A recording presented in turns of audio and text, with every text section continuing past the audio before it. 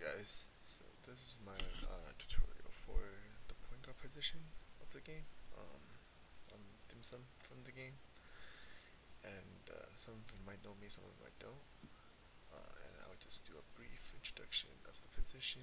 Talks about how you should add your attribute points, and the few styles of playing styles that there is, and what kind of skills that they require. So I think in general, point guard is pretty much like a must for every team. Every team must have a point guard. It definitely helps with the diving, obviously, and also defensive purposes with the interceptions, and also the playmaking abilities.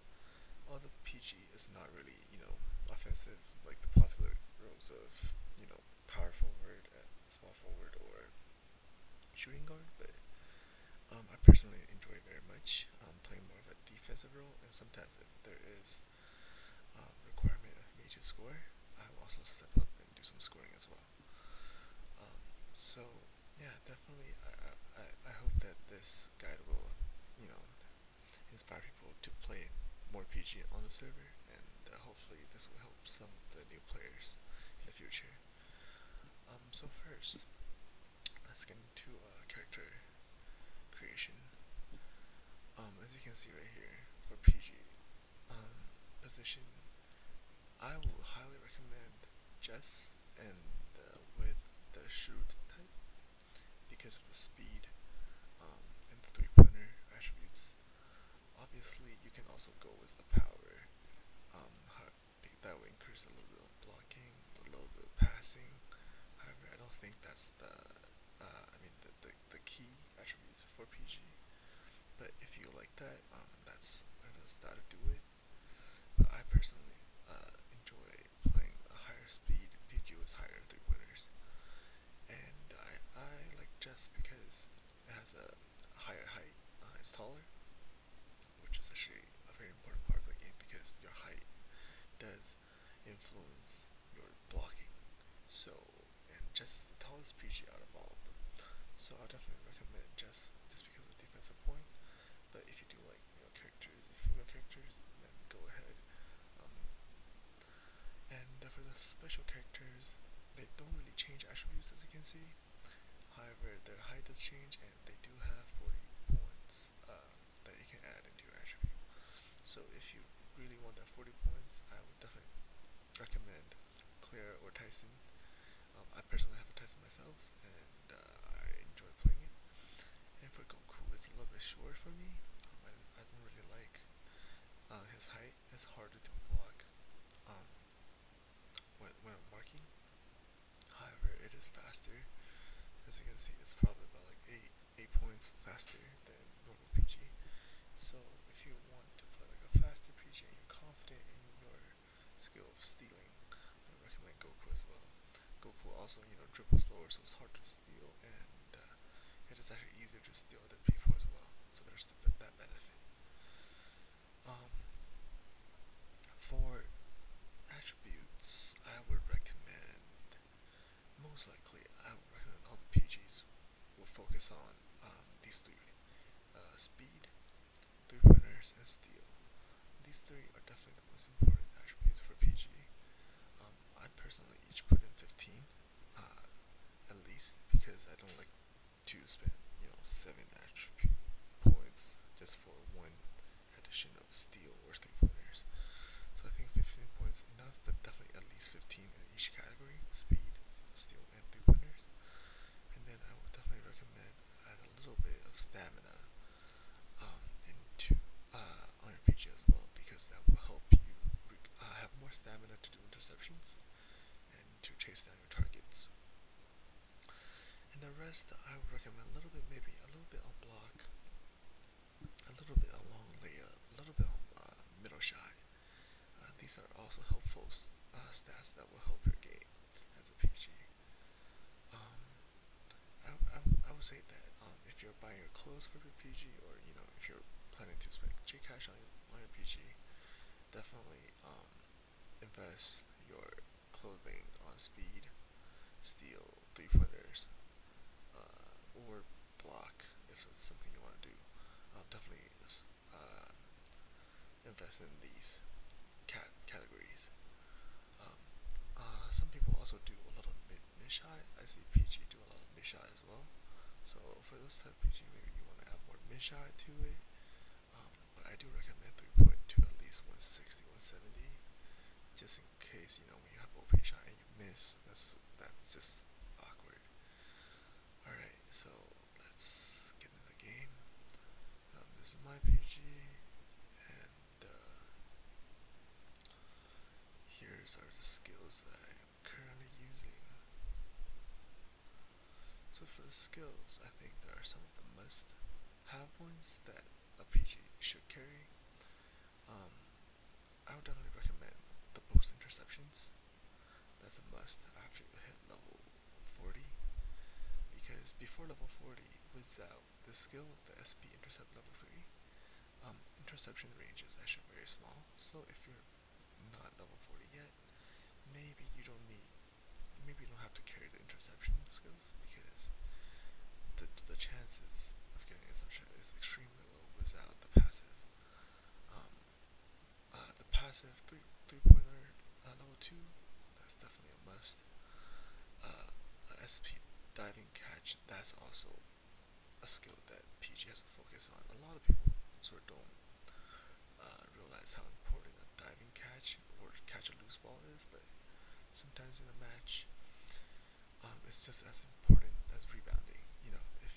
If you're a center, your power forward blocks a shot, but you couldn't recover the loose ball, then that's sort of on you. So you don't want to be that guy that can't catch a dive. SP steal level 3. That's obvious. I don't really have to explain it. Manual layup. Manual layup is one of the skill that every position just carries. It helps your offense. It makes your layup, harder to block, and it can also do a combo with the pass fake skills, which is over here. Yes, so your manual layup can make a combo with the pass fake, which I simply just call it BD. Um, you know, because you just press BD to perform the combo, and it's probably one of the best offensive skills that point guard carries.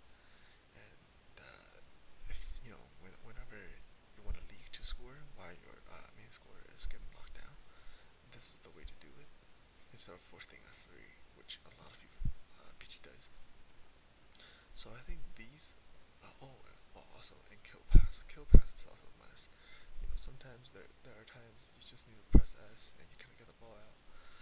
Kill pass probably has the fastest pass speed, which can get the ball to your scorer faster or to your target, and it's unacceptable. So these 9 skills are what I recommend. You should definitely carry all the time. For double clutch is one of the skills that I really like because I play more often sometimes. I try to score more. Um, Without double clutch, I probably get blocked like at least 4 or 5 times more a game. QE pass is one of those skills. You can have it. You don't have to have it. Um, if you're good with your passing, I don't think this is the must, but I just carry it because sometimes I get lazy. Baseball pass. Larson talked a lot about baseball pass before. This is one of those skills that I would recommend you to carry it, but if you're not good with it, perhaps, or if you don't use it, this is just a waste of slots. So this is pass. It needs practice. It needs some skill. So if you're not good at it, might as well just put something else on. But this pass is unacceptable, which is why a lot of pro PG uses it. So if you're playing a team with 2 PG on it, which they have a higher chance of intercepting the ball, I would recommend baseball pass. Non-stop pass is one of the skills that I would recommend if you're playing with a SG or a SF, because they always do the pass back, and this way it gets the pass faster to them. However, I don't think it's one of those skills that's really mandatory. Okay, and let's look at some other options. Behind the back is one of those skills skills, on offensive if you're playing offensive PG, but because PG is so short, the behind the back it's actually doesn't have a much bigger range. So sometimes it's good, but sometimes it's a little short, and it's easily blocked if people knows what they're doing. Shoot touch is one of those skills also that increases your offensive skill set. But sometimes if you're playing more of a passive role, you don't really need this skill unless you really feel like your shot is not going in. So maybe like in the earlier stage of the game, I would recommend put shoot touchdown so you don't miss open shots. Jump pass is one of those skills that's sort of double-edged sword. If you have teammates inside, I would recommend using DS because there's a higher chance of actually complete the pass instead of the pass failed to connect, which is would instantly create turn into a turnover. So I personally don't really bring it, but some people do, and if they don't know what they're doing, this can be a really useful skill. Freestyle wise, it's really all up to your personal preference. I use like a bird and Miller time just to increase my 3-pointer chances, and also just for fun, you know, bring a duck. But, yeah. And last of all, I want to show everyone the toy that I bring.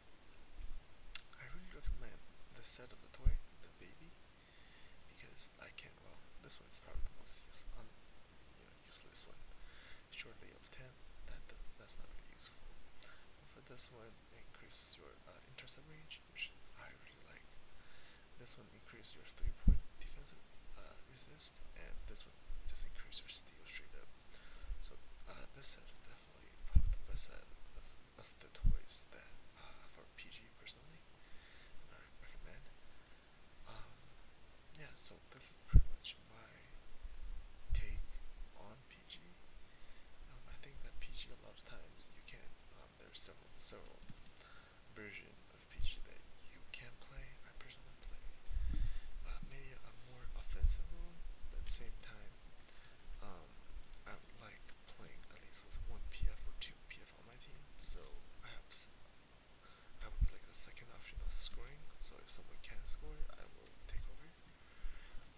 There's also the version that they try to main scoring, which is using behind the back, using BD, um, shooting threes, and there's also the type just play pure defense, pure support role. They don't really do a lot of offense. They just do passing and do a lot of defense. There's many ways to play PG, and I don't think any of them is wrong. But I definitely think that people should start. More people should start playing PG because it's one of the positions that's actually it's not like PF just crazy overpowered, or other positions that people think they're not as powerful. I think PvP is perfect. No matter playing style, it's not